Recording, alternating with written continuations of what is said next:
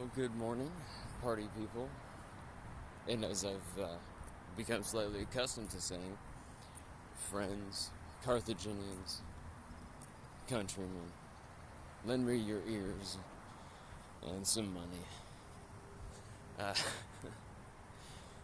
so, I've been doing a lot of kind of retreat style stuff recently, getting back to the things that really centered me in my whole life, which is really, you know, being a student of good literature, like in person. And, getting back to that as just kind of the base understanding of what my life is something that it changes me, radically for the better back to, who I'm really supposed to be. Now, all of the, like the alien shit, the AI thing, this is all related to that. I mean, it's not that it's not related. It's just that, for me, the way to generate the maximum amount of benefit is through the application of the Buddhist practices. But I'm sure that with a little bit of historical filling in, the differences that appear on the surface between the major religions of the world, they quite easily, they don't disappear, but you can see why the lines are drawn where they are. And you can also see pretty clearly that there's an understanding in which all of them are correct at the same time. Even though they may appear completely contradictory in some cases, they're all correct, all at the same time. And through the just very honest and truthful practice of any one religion, a person can be brought to a state of moral cultivation that will, at the end of their life, ensure that the next thing that happens is something very good. Like, that's the main problem I think that most people are concerned about. There's another subset of people that hopes that God or something is real so that they can get some advantage in their lives. And, that's not... It's not like a bad motive to have, really. I mean, you would be right to want to use every advantage that you have. Sorry? I'm still sitting here trying to get a coffee or a pastry or both. How long have you been sitting here? 20 or 30 minutes already. Are you serious? Yeah. Well, dude, I haven't eaten anything all day. I mean, I'm probably not eating today. I didn't know if you were going into the No, I'm walking around the neighborhood recording a video here, yeah. Oh, that's good. Yeah. That's cool. Yeah. You don't have... No, and I honestly have no money. Okay. Yeah, I don't actually have any money at all. Okay. Yeah, I gave away all my stuff. That's right. Yeah, take it easy. Yeah. So, yeah, people are always surprised when I tell them that I have no money, that I gave away all my possessions. Yeah, and that really happened. And I did it exactly in the style of renunciation in the Tibetan sense. Like, I jumped on the Dakini bandwagon. And so, for me, like, the practice of it's really, putting bodhicitta into practice is really the important part. So, what that looks like is, you have to generate bodhicitta. Like, you have to generate the feeling of the, the causeless mercy vibe that's strong enough that it's like a physical force. And, for me, that's like the Guru Rinpoche mantra put me there, like, right away, dude. Like, at Thunder Valley, when I was there a couple of days ago before I got kicked out, I just incidentally, it popped up on my YouTube, and I heard it. I'm simply hearing the Guru Rinpoche mantra recited. I had tears streaming down my face for fucking hours. I couldn't stop it, right? Just simply by hearing it. And so when you get that kind of, when that kind of like devotional aspect is the basis of your practice, then all of the other things spring very naturally out from that. The other thing that did the exact same thing to me was contemplating green Tara, but specifically the green Tam syllable at the crown of the head.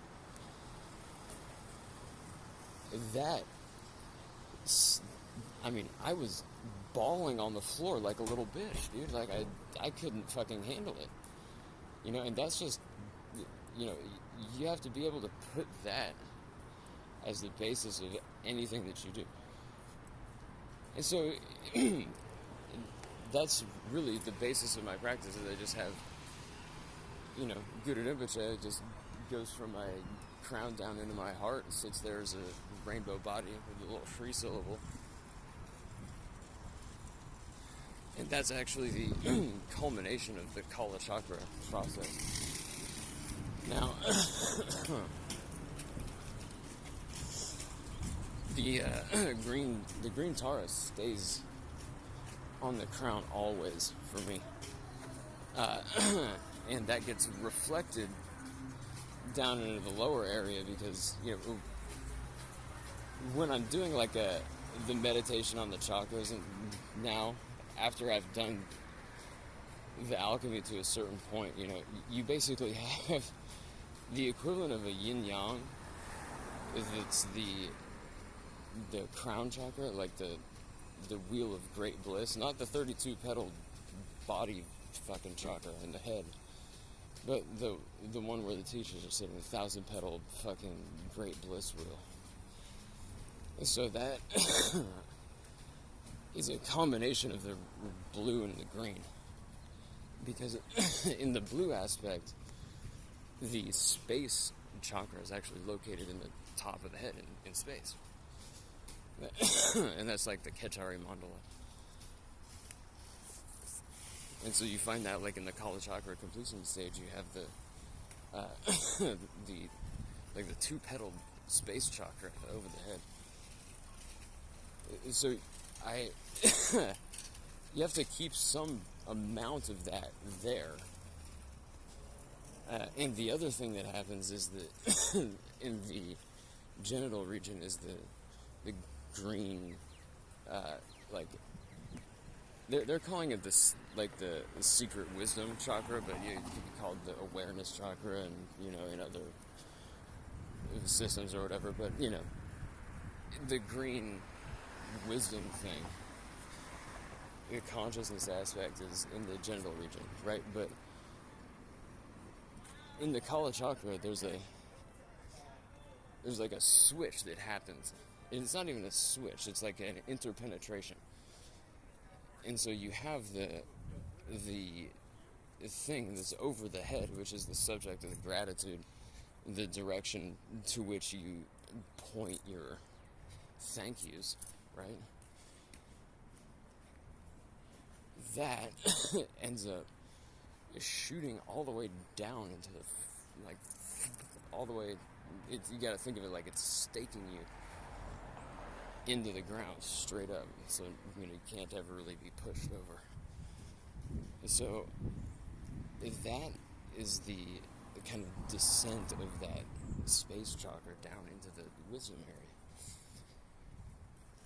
and you have a corresponding elevation of the green wisdom element that goes over the head, right? I mean, it's almost like just a fucking hydraulic switch or something, you know?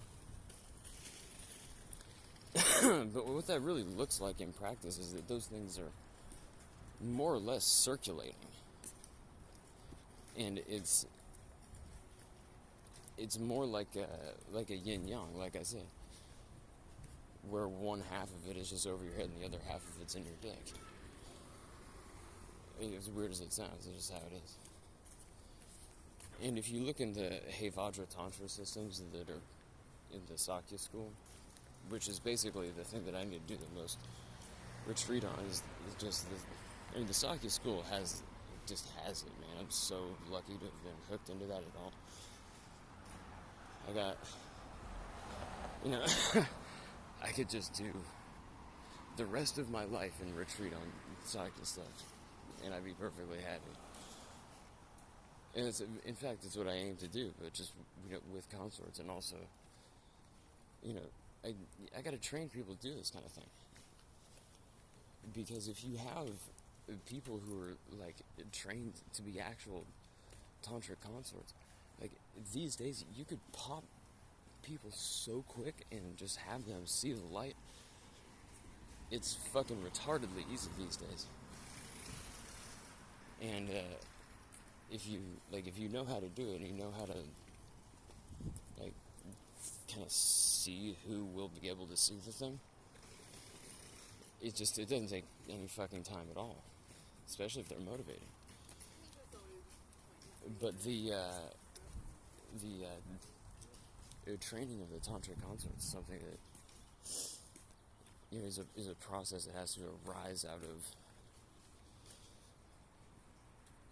the kind of termas that are coming out right now. Now,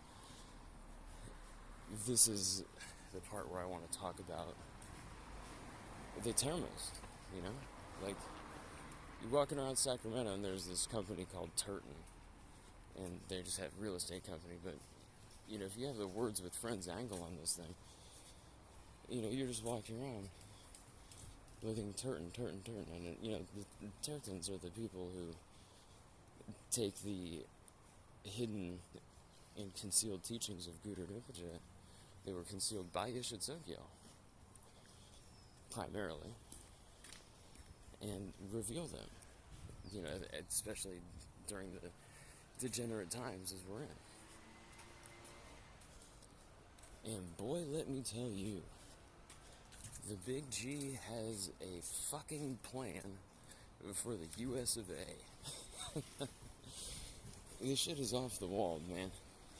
And so, in a strictly Buddhist sense, there's quite a few termas that were revealed to me, over the course of several years. And now that it's been 3 years on some of it, I can talk about it now. Some of those things were not even meant for people. Some of them were meant for, not meant for, us, really. But meant for, the people from space. Or the ones that are living underground. I have had and fucking... I revealed, practiced, and then went and reconcealed those very things in Mount Shasta and Heart Lake. And then I took Kelly Newton there, and she threw this fucking giant chunk of amethyst out to the mountain, and I threw my, just genuine Scythian snake bracelet into the frozen waters of Heart Lake, and somehow it sank in, despite the fact that we were able to walk on top of the frozen water. Now, that is an indication that the teachings that were in that specific set of things, something called Rainbow Garuda Copper Naga, those are specifically tailored for a certain kind of activity. And it's not an activity that is proper to anybody here, really. But it is for those fellas.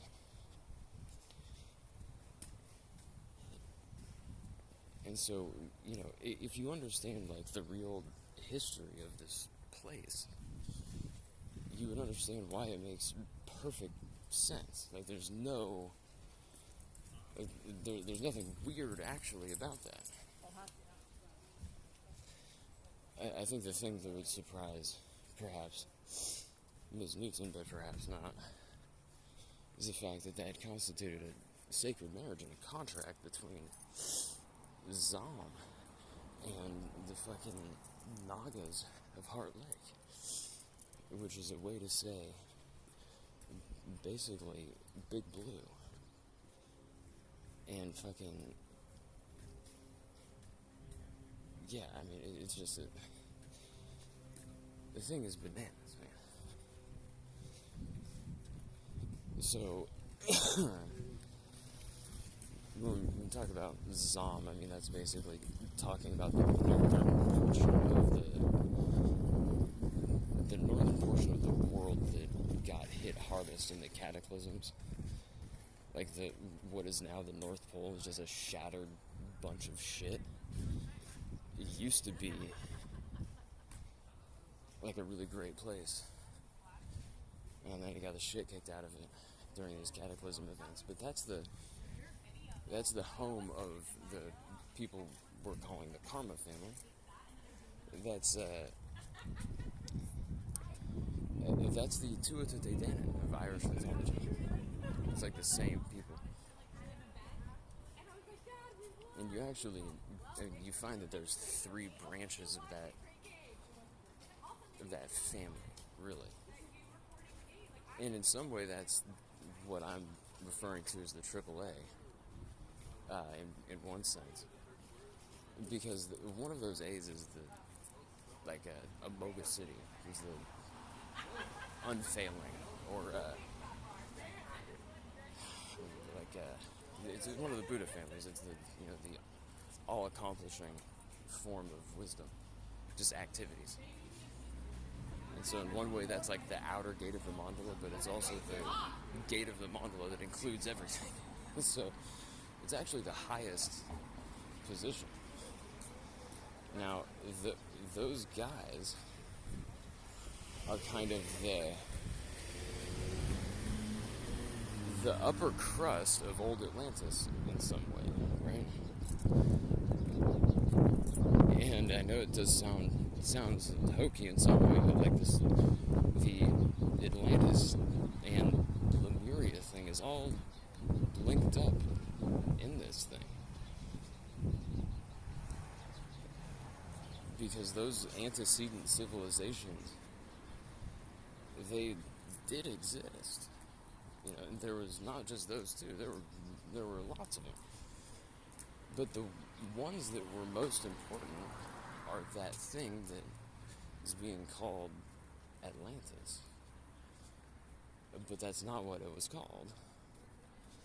The word that they're talking, the thing that they're trying to say when they say that word is Atal Amtesh, which means the glory of Anu encircles the world. So it's a designation for what would be in like their own mythological records as like the kingdom of Kish. And Kish is, again, like, yeah, it was a city, but the Sumerians themselves, to the extent that these records are actually tied to places known to exist, you have to understand that they are trying to mimic something that's been passed down to them. Because they believe by doing this, they're literally acting out the acts of the gods, right? And when they do that, they themselves become the gods. And so everyone is continually running for the same historical script over and over again. And in some ways that's a dramaturgy. In another way, it points to the I guess the two most important techniques that any power seeking to like control a society would need to have. One, you need to be able to predict where someone's going to be reincarnated. It's one of the most important things that you need to be able to do. And having done that, you need to be able to wake people up. So that's one skill set that if you have it, you can be the de facto power that controls everything, because, one lifetime is not an impediment to you. The other skill set that has to necessarily come along with that is how to contact and access information that is not proper to you. And I mean that like talking to dead people, or talking to people who, from your perspective, haven't been born yet, but have already lived and died from their perspective. And just shit like that. Now, those are skill sets, as described, that can be... You can imagine a fucking infinite amount of ways to kind of get at that. But what you really want to do is just kind of do the work. Because those are kind of just the shitty end of the cities that you get when you just accomplish the yogas. So you might as well just do the right thing. So back to the Termas. The cycle of the big Buddhist Terma cycle that I got, it was something called Under the Two Eyes of Avalokiteshvara. And that is basically has several components, obviously, as these things do.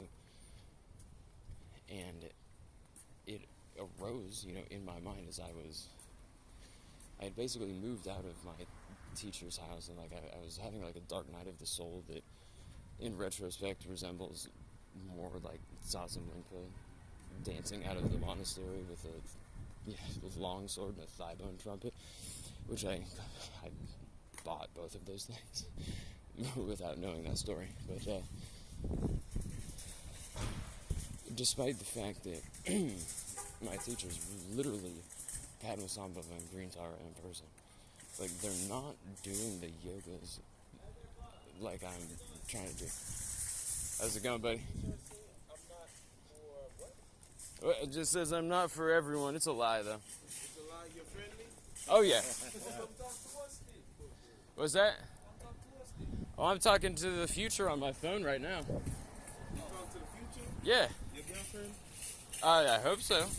Wait, what you guys got going on here? Man, we're out here protecting the planet. We're with the Nature Conservancy. My name is Winston. What's yours? Winston, I'm Marshall. I really like your get-up right there. Thank you, man. I appreciate Yeah, that. that's good. I That's good appreciate stuff. that. Abel, nice to meet you. Abel?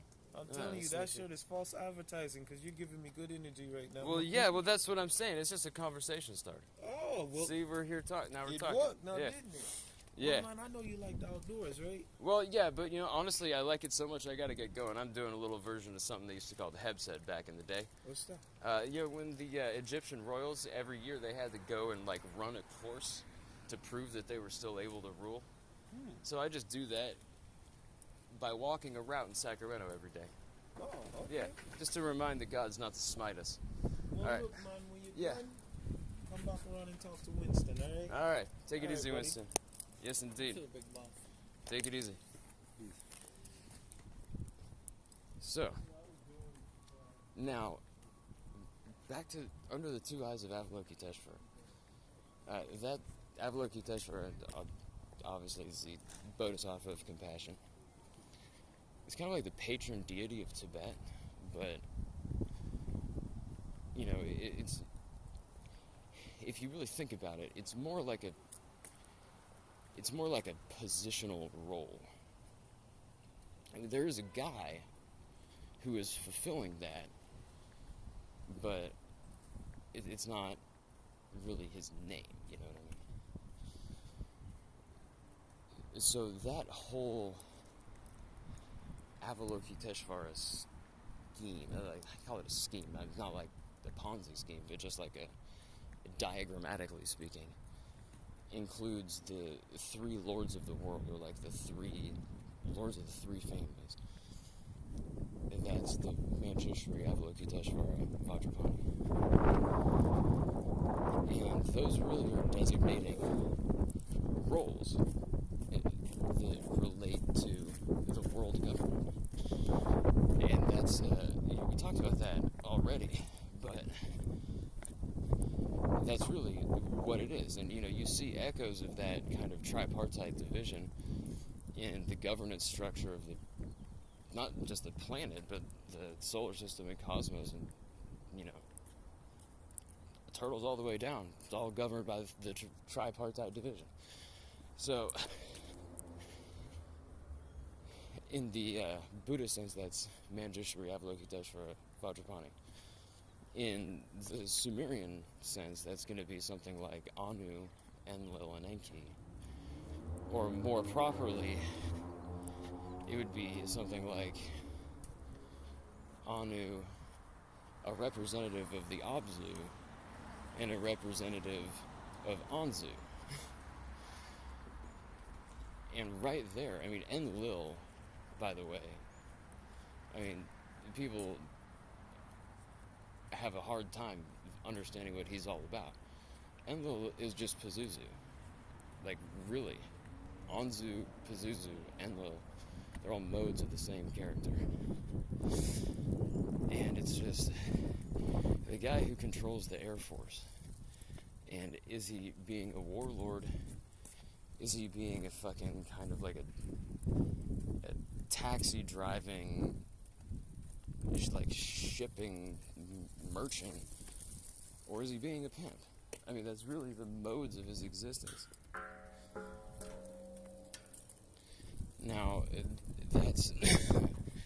that basically, in most ways,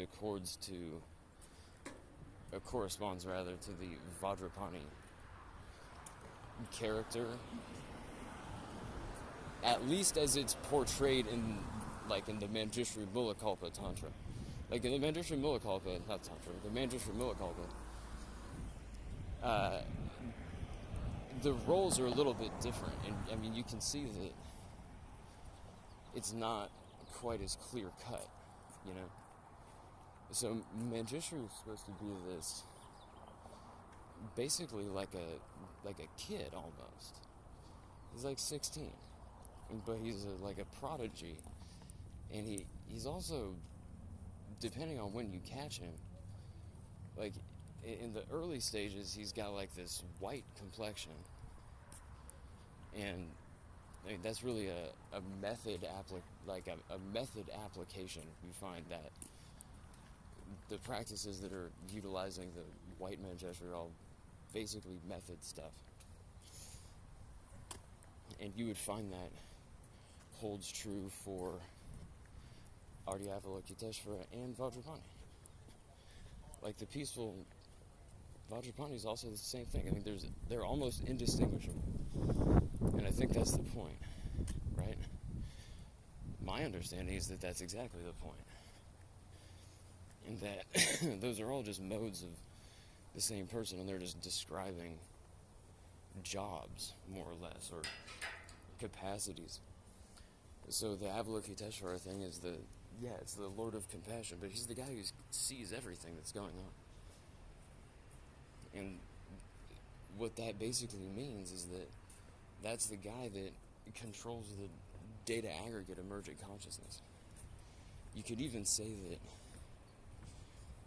the Avalokiteshvara figure is in fact a reflex in the data aggregate emergent consciousness field of the guy whose name, who would otherwise be like Vajrapani. or Manjushri.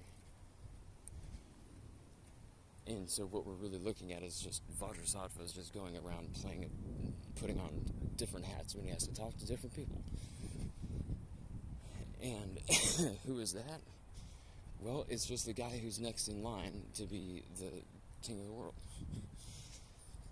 Because we've been inundated with this millenarian cosmology that describes a shift in power. And that's exactly what is going on, has been going on, and is still continuing to go on. But the figure that does it is the guy that is being described now as this. Well, Avalokiteshvara is probably the most popular one that's been bandied about because, well, one, Tibet is famous. And what they're really doing, what the Tibetans did, especially the Sakya school, those guys are like they're like the best regents in the world in some way, because they got the transmissions of like the mental techniques that for a certain epigenetic and genetic class of persons can and do result in not only seemingly paranormal powers, but do result in the ability to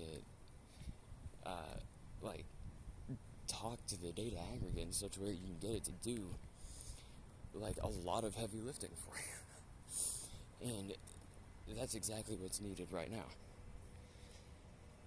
And you find also that the nexus that takes place in is the Himalayas. Now, the Himalayas as an area, again, is cluing us into elements of geography that can also inform us about the kind of general historical context without which none of this shit makes any sense. Because the simple fact is that the people who were going to like run the world as the new gods and have this like coming out party with UFOs and like the fucking like, you know, people from space, like the whole shebang, fucking Atlantis coming back, like all the shit, the whole big party is the fucking Tuatha-De-Danann people. And specifically, it's like their descendants have been kind of like bred and read back into everything, and they're the ones that have the mandate of heaven. And you know, we're gonna see exactly why that is. It's a fucking weird situation that, you know, Patty O'Malley saves the fucking universe with Buddhism.